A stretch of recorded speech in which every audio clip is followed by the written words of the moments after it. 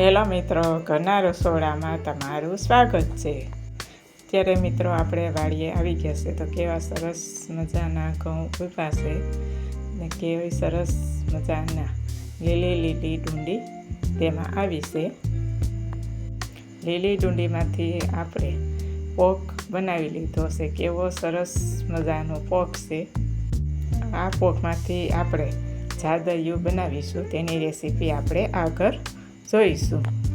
અહીંયા આપણે એક બાઉલ કડકડો સાદરિયાનો લોટ લીધો છે તો તેનામાંથી આપણે સાદરિયાની રેસીપી આપણે પરફેક્ટ માપ સાથે જોઈશું।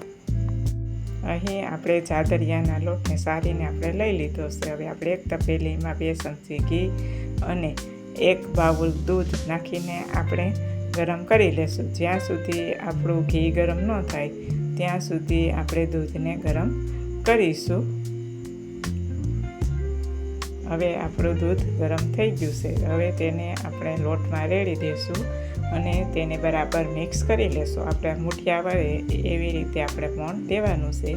તો આપણો હવે લોટ તૈયાર છે તો તેને આપણે તપેલીમાં લઈ લેશું।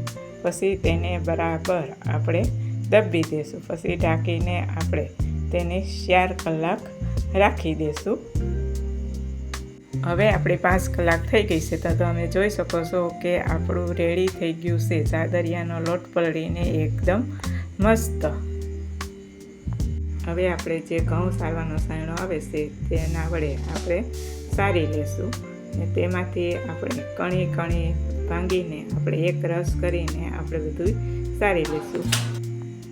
હવે આપણે ગેસ ઓન કરીશું, તેમાં આપણે નાની તેની તવલી લેશું। પછી તેમાં આપણે ઘી 1 વાટકી ઘી લેશું ને 1 બાઉલ આપણે ગોળ લેશું ને પછી તેનો આપણે પાક લેશું। ગોળ ને ઘી બરાબર મિક્સ થઈ જાય એવો આપણે પાક લેવાનો છે। પછી તેમાં આપણે સાદરિયાનો લોટ નાખીને બરાબર મિક્સ કરી લેશું। તો રેડી છે આપણું જાદરિયું, તેને 1 બાઉલમાં કાઢી લેશું। મિત્રો, તમને કેવી લાગી આ રેસીપી? જો સારી લાગી હોય તો કોમેન્ટ બોક્સમાં જરૂર જણાવજો।